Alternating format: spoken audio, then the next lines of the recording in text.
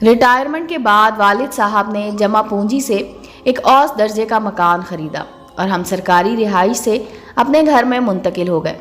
مکان اگرچہ 6 مرلے کا تھا لیکن ہماری گزر بسر کو کافی تھا اور نہر کے کنارے خوشگوار ماحول میں بنا ہوا تھا۔ نیا محلہ اور نئے پڑوس میں کچھ دن اجنبیت محسوس کی، رفتہ رفتہ آس پاس رہنے والوں سے واقفیت ہو گئی۔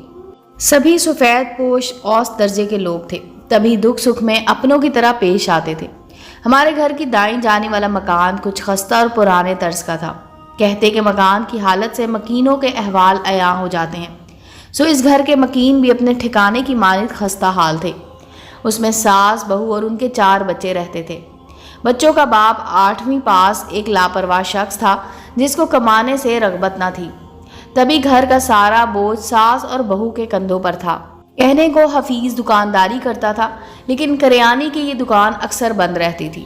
حفیظ کی ماں کے پاس اچھے وقتوں کی نشانی اس کے چند زیورات تھے جن کو فروخت کر کے اس نے بیٹھک میں بیٹے کو دکان بنوا دی اور سامان بھی ڈلوا دیا، لیکن حفیظ کا دل اس کام میں نہ لگا۔ وہ لڑکپن سے ہی عیاش تھا۔ دکان پر بھی ان بدکماش دوستوں کی بیٹھک رہتی۔ نتیجہ یہ ہوا کہ گاہکوں نے اس سے سودا خریدنا ہی چھوڑ دیا اور اس کے ذریعے معاش کو تالا پڑ گیا۔ یہاں روز شام کو اکٹھے ہوتے اور تاش کی بازیاں لگتی، خوش گپیاں ہوتی اور آوارہ مزاج نوجوانوں کی محفلیں جمتی۔ ماں بیچاری سوائے کڑنے کے کچھ نہ کر سکتی تھی۔ وہ بہو اور اس کے 4 معصوم بچوں کی خاطر محلے کے گھروں میں محنت مزدوری کر کے زندگی کی گاڑی کھینچنے پر مجبور ہو گئی۔ جب خالہ سریا کا شوہر زندہ تھا، جب ہی اچھے دن بھی ان لوگوں نے دیکھے تھے۔ لوگوں کے دم سے اس گھرانے کا گزارا چل رہا تھا۔ یہ غیر اپنوں سے بڑھ کر تھے جن کو خالہ کی بہو اور اس کے معصوم بچوں کی حالت کا احساس تھا، لیکن حفیظ کو اپنے بیوی بچوں کے دکھوں کا خیال نہ تھا۔ خدا جانے وہ کس مٹی کا بنا تھا کہ اپنی اولاد کی بھوک پیاس بھی اس کو پریشان نہیں کرتی تھی۔ حفیظ کو سمجھاتے تو برا مناتا، کہتا کہ یہ میرے گھر کا معاملہ ہے، آپ لوگوں کو فکر کرنے کی کیا ضرورت ہے، اپنے کام سے کام رکھو۔ جب تک خالہ سریا زندہ رہی اس گھرانے کا بھرم باقی رہا۔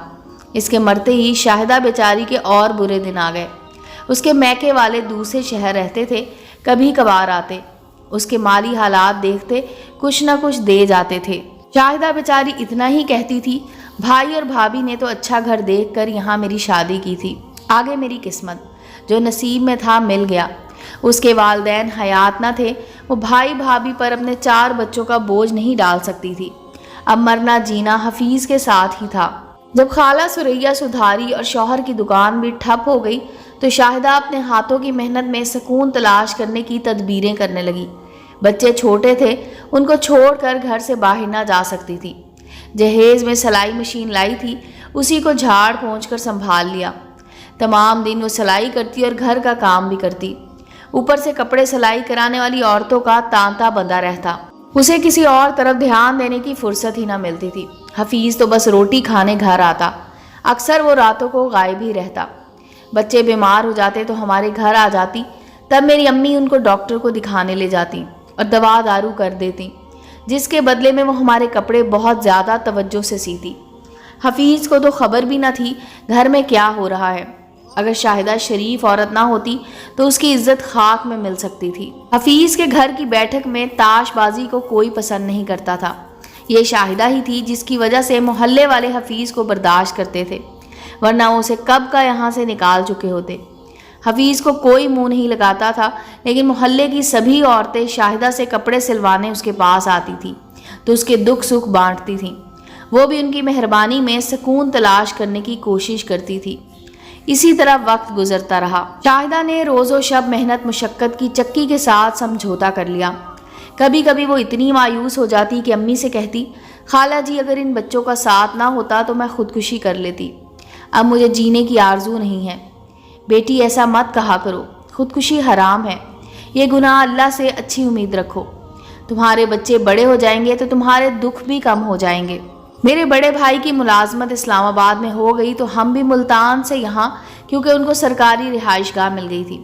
2.5 سال بعد بھائی نے کوشش کر کے اپنا تبادلہ واپس اپنے آبائی شہر کرا لیا تو ہم واپس آ گئے، کیونکہ امی اور ابو کے سبھی رشتہ دار یہاں رہتے تھے۔ افسوس کہ یہاں آ کر پتہ چلا کہ شاہدہ اب اس دنیا میں نہیں ہے اور بچوں کو اس کے بھائی بھابھی خانے وال لے گئے ہیں۔ हमारी फूफो का घर भी इसी मोहल्ले में था। उन्होंने बताया हफीज ने घर की हर शय को फरोख्त कर दिया था।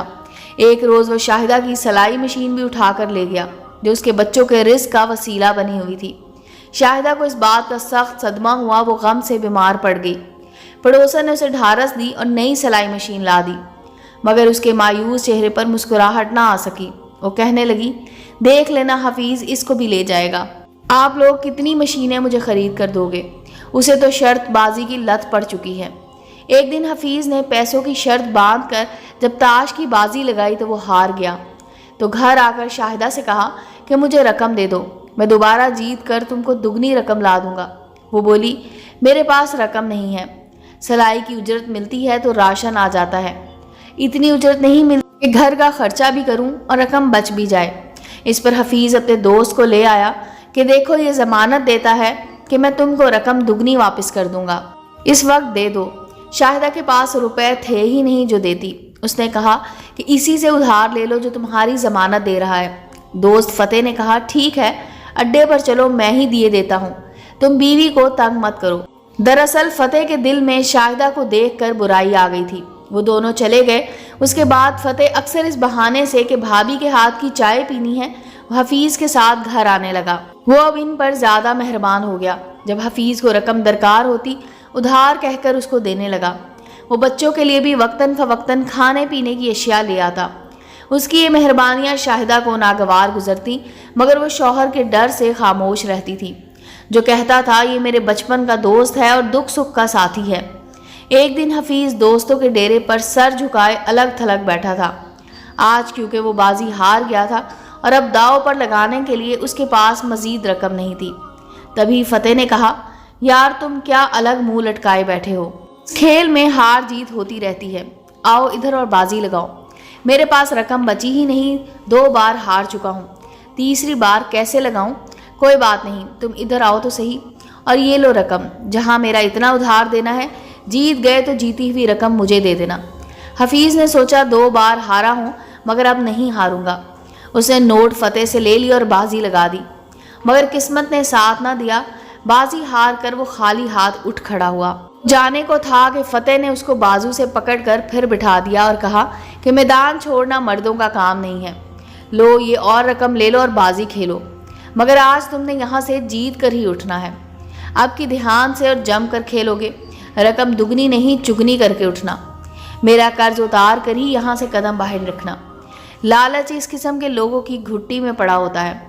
हफीज की बुझी हुई आंखों में एक बार फिर चमक लौट आई। वो फिर से खेल में शामिल हो गया। जब किस्मत साथ ना दे, इंसान 100 जतन कर ले, वो जीत ही नहीं सकता। अब की बार फतेह खान का दिल खुशी से मामूर व मसरूर था।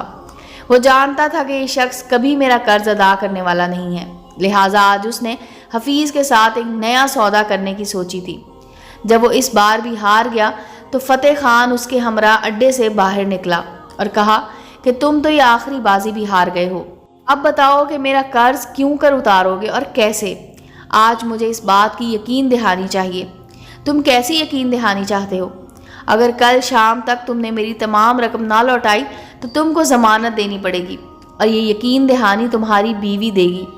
मैं कल रात को उसको अपने घर ले जाऊंगा ताकि वो मकान बेचने में अड़चन ना डाले, और इस वक्त तक वो मेरे घर तुम्हारी अमानत के तौर पर रहेगी जब तक तुम्हारा मकान फ़रोख्त नहीं हो जाता। जब फ़रोख्त हो जाएगा तो मेरा कर्ज अदा कर देना और अपनी बीवी ले जाना। मकान तो मैं कब का बेच देता अगर मेरी बीवी राज़ी हो जाती। अभी अगर वो तुम्हारे घर बतौर ज़मानत देने पर आमादा ना हुई, उसको राज़ी करना तुम्हारा काम है। जब ये दोनों आपस में गुफ्तगू कर रहे थे तो उनका एक तीसरा साथी भी वहाँ मौजूद था। अगरचे वो भी उन्हीं के जैसा जवारी और सट्टेबाज था, लेकिन उसके दिल में थोड़ी सी शराफत मौजूद थी। वो हफीज़ के हालात से वाकिफ़ था और शाहिदा की नेक चलनी का भी उसको इल्म था। उसने फतेह खान से कहा, खान तुम अजीब शर्त रख रहे हो, मकानात जल्द नहीं बिका करते, जबकि तुम जानते हो कि हमारे दोस्त हफीज़ के 4 बच्चे हैं जिनको उसकी बीवी मेहनत और मुशक्क़त से पाल रही है। कुछ तो ख्याल करो। अगर ऐसी बात है तो तुम उसका कर्ज उतार दो या फिर उसका मकान बिकवा दो। मुझे तो रकम की फौरी ज़रूरत है। इस तीसरे शख्स ने, जिसका नाम दाद खान था, कहा, ठीक है तुम उसको मोहलत दो, मैं उसका मकान बिकवाने की कोशिश करता हूँ। لیکن ذرا سوچو تو صحیح کہ مکان بک گیا تو بیوی بچے کہاں جائیں گے؟ تو بہتر ہے کہ ہمارے درمیان سے ہٹ جاؤ، تمہارا اس بات سے کوئی لینا دینا نہیں ہے، یہ ہمارا معاملہ ہے، تم اپنی راہ لو۔ جب فتح خان نے غصے سے بات کہی تو داد خان چلا گیا۔ اگلے دن جب حفیظ اڈے پر آ گیا، داد خان فوراً اس کے گھر پہنچا، دروازہ بجایا۔ شاہدہ نے دروازے پر آ کر پوچھا کون ہے؟ اس نے کہا بہن میں تمہارے شوہر کا دوست ہوں، لیکن تم مجھے بھائی ہی سمجھو، تم کو اس بات سے آگاہ کرنے آیا ہوں۔ اگر حفیظ کہے کہ ایک دوست کے گھر جانا ہے تم چلو تو تم اس کے ساتھ مت جانا، ورنہ تمہارے ساتھ دھوکہ ہو جائے گا۔ فتح خان کی نیت ٹھیک نہیں ہے، کہیں وہ تم کو عزت سے محروم نہ کر دے۔ شاہدہ بولی بھائی کھل کر کہو، تمہاری آدھی بات میں سمجھی نہیں۔ تب داد نے اس کو تفصیل سے سب کچھ بتا دیا اور وہ یہ سمجھ کر چلا گیا کہ اس عورت کو میں نے آگاہ کر دیا ہے، یہ اپنا بچاؤ کرے گی، کیونکہ اس معاملے میں وہ اتنا ہی کر سکتا تھا۔ لیکن یہ آگاہی شاہدہ کے لیے موت کا پیغام ثابت ہوئی۔ وہ گھبرا گئی، سوچنے لگی کہ اب کیا کرے اور کہاں جائے۔ جو بھی اس بات کو سنے گا وہ اس کے شوہر سے باز پرس کرے گا یا پھر اس کا ساتھ نہ دے گا۔ آخر کوئی کسی کو اپنے ذاتی مکان کی فروخت سے کیسے باز رکھ سکتا ہے؟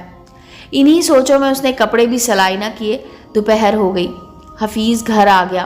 اس نے کہا شاہدہ آج شام کو تیار رہنا، میرے ایک دوست کی شادی ہے، ہم نے وہاں چلنا ہے، بچوں کو میں خالہ بخت بی بی کے پاس چھوڑ آتا ہوں، پھر تم کو لے جاؤں گا۔ وہ بولی میں شادی میں کیا کروں گی، پہلے تو کبھی کہیں لے کر نہیں گئے، آج کیا سوجی ہے مجھے شادی میں ساتھ لے جانے کی؟ فتح خان کے چھوٹے بھائی کی شادی ہے، وہ میرا یار غار ہے، تم تو جانتی ہو کہ میں اس کے احسان مند ہوں۔ جب شاہدہ نے دیکھا کہ یہ ہر صورت اپنی بات منوانے کا ارادہ رکھتا ہے، وہ خاموش ہو گئی۔ حفیظ نے کھانا کھایا اور کمرے میں جا کر سو گیا۔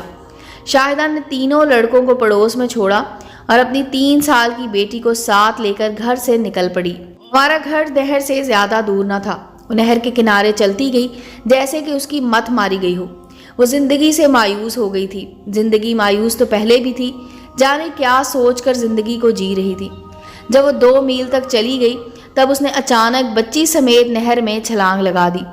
اس وقت کنارے پر ایک چرواہا موجود تھا، اس نے جو ایک عورت کو نہر میں چھلانگ لگاتے دیکھا تو شور مچا دیا۔ پاس سے گزرتے لوگ آنن فانن اکٹھے ہو گئے، جن میں 2 اچھے تیراک تھے۔ انہوں نے فوراً ہی نہر میں چھلانگ لگائی، بچی کو تو پانی سے نکال لیا مگر شاہدہ کو نہ بچا سکے۔ اس طرح وہ موت کی آغوش میں چلی گئی۔ پولیس نے بچی کو تحویل میں لے لیا، اس کو ہسپتال لے گئے۔ جب یہ واقعہ ہوا ہماری پڑوسن کا شوہر اپنی موٹر سائیکل ادھر سے گزر کر گھر کی طرف آ رہا تھا۔ اس نے احوال بیوی کو گھر آ کر بتایا۔ اس طرح محلے داروں کو معلوم ہو گیا کہ شاہدہ نے خودکشی کی ہے۔ بعد میں حفیظ کے دوست داد خان نے بھی پولیس کو واقعے سے آگاہ کیا، جس پر پولیس نے شاہدہ کے شوہر اور اس کے دوست فتح خان کو گرفتار کر لیا اور بچوں کو ان کے ماموں اور ممانی کے حوالے کر دیا۔ امید ہے دوستو سٹوری اچھی لگی ہوگی، چینل کو لائک اور سبسکرائب کریں اور بیل آئیکن کا بٹن دبانا مت بھولیں تاکہ ہر نئے آنے والی سٹوری کا نوٹیفیکیشن آپ کو مل سکے۔ ملتے ہیں اگلی سٹوری کے ساتھ۔